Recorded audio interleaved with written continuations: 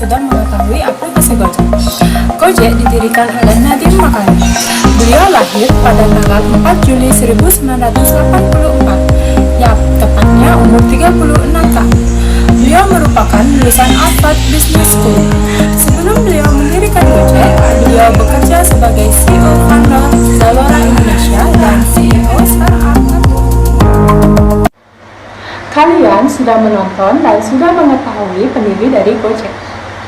Tentunya kalian pengguna setia aplikasi Gojek dong, apalagi di tengah pandemi ini yang mengharuskan kita untuk tetap di rumah saja.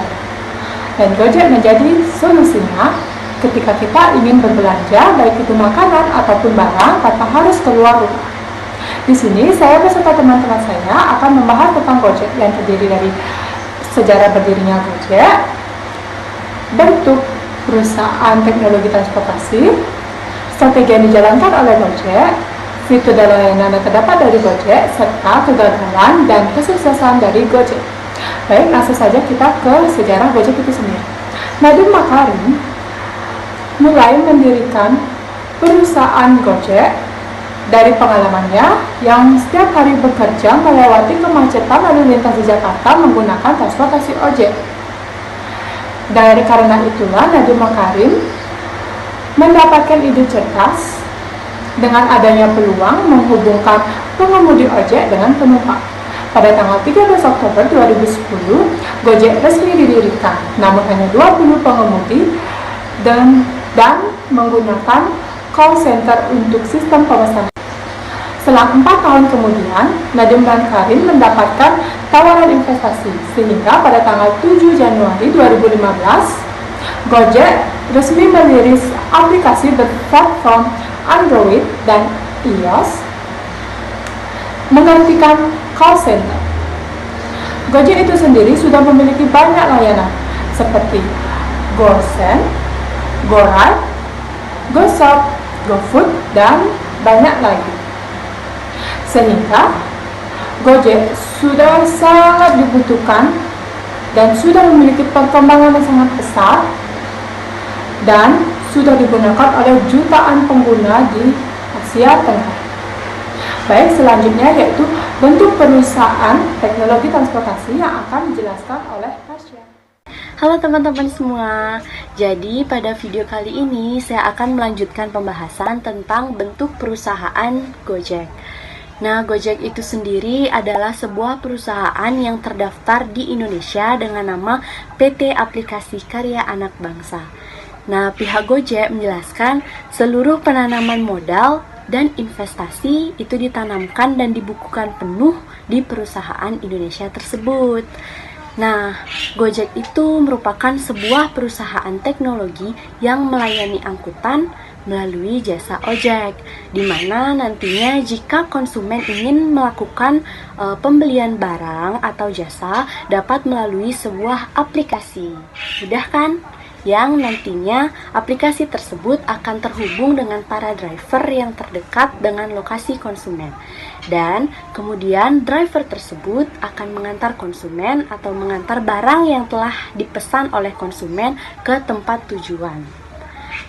Baik, sekian yang dapat saya jelaskan tentang bentuk dari perusahaan Gojek. Terima kasih. Baik, terima kasih atas waktunya. Jadi saya akan melanjutkan pembahasan tentang strategi Gojek. Secara umum, pengertian strategi marketing adalah upaya dalam memasarkan suatu jumlah penjualan barang maupun jasa dengan cara menerapkan pola rencana dan trik tertentu. Dan strategi marketing bahkan juga bisa diartikan secara rangkaian upaya yang dilakukan oleh perusahaan, tak terkecuali untuk perusahaan Gojek dalam rangkaian mencapai tujuan tertentu. Strategi marketing Gojek memiliki konsep publication secara garis besar ada 3, yaitu yang pertama strategi push marketing Gojek, di mana strategi ini digunakan untuk mendorong pembelian sekaligus memberikan nilai tambah untuk kepuasan pelanggan yang menggunakan layanan perusahaan. Yang kedua, strategi pull marketing Gojek. Strategi ini digunakan untuk mendapat perhatian dari masyarakat atas layanan atau produk yang dimiliki perusahaan, bisa berupa iklan dan promosi. Yang ketiga, strategi pas marketing Gojek, sedangkan strategi ini dipergunakan untuk menciptakan image satu branding dengan membuat kegiatan sosial maupun ikut berpartisipasi dalam kegiatan masyarakat. Itu saja yang saya sampaikan, selanjutnya akan dijelaskan oleh teman saya. Baik, jadi di sini saya akan menjelaskan tentang fitur layanan yang terdapat pada aplikasi Gojek Customer. Kita tahu bahwasanya dari kita banyak yang sudah mengenal dan juga menggunakan aplikasi Gojek Customer. Namun, tidak sedikit pula dari kita yang belum paham betul tentang fitur-fitur layanan yang terdapat pada aplikasi Gojek Customer. Dan juga, ada beberapa dari kita juga yang mungkin salah dalam memilih fitur-fitur mana yang sesuai dengan apa yang kita butuhkan pada aplikasi tersebut. Jadi di sini sudah terdapat 18 fitur layanan aplikasi Gojek Customer. Yang pertama ada GoRide, yaitu sebuah aplikasi layanan transportasi menggunakan sepeda motor atau ojek, di mana driver akan menjemput dan mengantar Anda sampai ke lokasi tujuan. Yang kedua ada GoCar, yaitu sebuah layanan transportasi menggunakan mobil, di mana Anda akan dijemput dan diantar ke lokasi yang sudah ditentukan sebelumnya, dan maksimal penumpang bisa mencapai 6 orang. Yang ketiga ada GoFood, yaitu layanan pesan makanan ke resto yang sudah terdaftar atau bekerja sama dengan Gojek, dan yang pastinya driver akan mengantarkan makanan tersebut ke rumah Anda. Yang keempat ada GoShop. Sama halnya dengan GoFood, namun bedanya GoShop memberikan layanan membeli barang ataupun membeli makanan ke resto yang belum terdaftar atau bekerja sama dengan Gojek. Dan yang kelima ada GoSend, yaitu sebuah layanan mengambil dan juga mengantar dokumen dengan jarak dekat dengan cepat.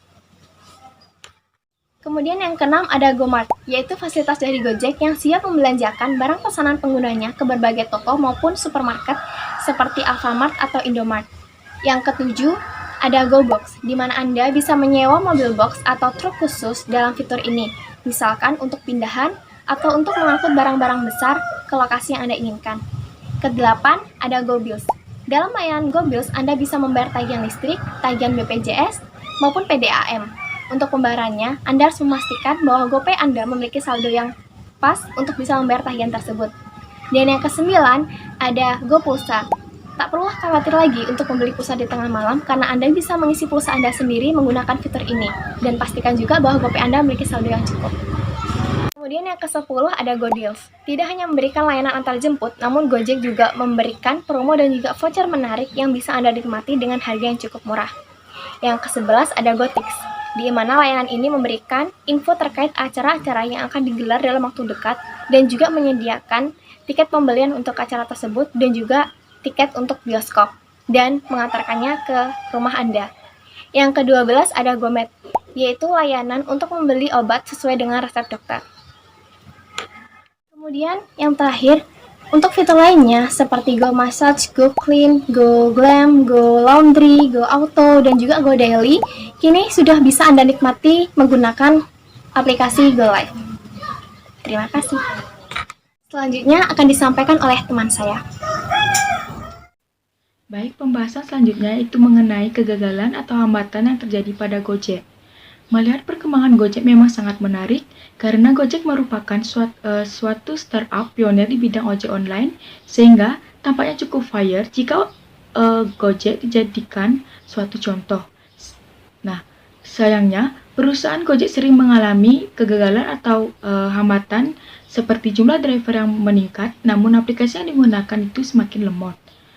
Nah, hal ini dikarenakan banjirnya banyak pesanan yang masuk. Tidak itu saja. Aplikasi Gojek sering mengalami gangguan sistem atau bisa disebut dengan error. Gangguan tersebut mengalami beberapa fitur Gojek tidak bisa diakses oleh para penggunanya. Dan pada akhir-akhir ini, semenjak adanya wabah virus COVID-19 di dunia atau di Indonesia, banyak Gojek yang dilarang untuk mencari penumpang, atau terlebih lagi banyak dari mereka yang masih mengkredit motor sehingga mereka tidak bisa membayarnya. Lebihnya lagi, Gojek juga sering mengalami kerugian, yaitu Gojek sering ditipu oleh orang-orang atau masyarakat sekitar karena mereka tidak mempunyai kerjaan yang baik. Nah, sekian pembahasan dari saya. Pembahasan selanjutnya akan dibahas oleh rekan saya. Sebelumnya sudah dijelaskan oleh teman-teman saya mengenai sejarah perusahaan Gojek, bentuk-bentuk perusahaan Gojek, strategi yang dilakukan oleh perusahaan Gojek, fitur dan layanan dari perusahaan Gojek, serta hambatan-hambatan yang pernah dialami oleh perusahaan Gojek. Dari semua hal tersebut, tentunya terdapat kesuksesan yang telah diraih oleh perusahaan Gojek. Yang pertama, pada tahun 2017, Gojek berhasil masuk dalam daftar 56 perusahaan yang mengubah dunia atau yang disebut dengan World Chain. Nah, kategori penilaiannya yaitu Social Impact, Speed, and Innovation. Dan Gojek ini berhasil masuk dalam peringkat 17 bersama dengan perusahaan lainnya seperti Apple pada peringkat 3, Unilever pada peringkat 21, dan Microsoft pada peringkat 25. Nah, Gojek ini juga merupakan satu-satunya perusahaan asal Asia Tenggara yang berhasil masuk dalam kategori tersebut. Selanjutnya, pada tahun yang sama, pada tahun 2017, Gojek berhasil mendapatkan penghargaan melalui aplikasi GoPay, yaitu dalam Bank Indonesia Award sebagai perusahaan vintage pendukung gerakan nasional non-tunai. Tahun berikutnya, tahun 2018, CEO dari Gojek, yaitu Nadiem Makarim, berhasil mendapatkan penghargaan dalam 2018 Bloomberg 50, yaitu sebagai tokoh bisnis yang mempengaruhi dunia. Dan yang terakhir, pada tahun 2019, tepatnya pada bulan Juni, Gojek dalam GoFood Festival berhasil mendapatkan atau mencetak rekor muri dalam jaringan Pujasera usaha UMKM. Baik, sekian yang dapat kelompok kami sampaikan. Sebelumnya jangan lupa untuk like, Komen, Subscribe. Dan jangan lupa share ke teman-teman semua.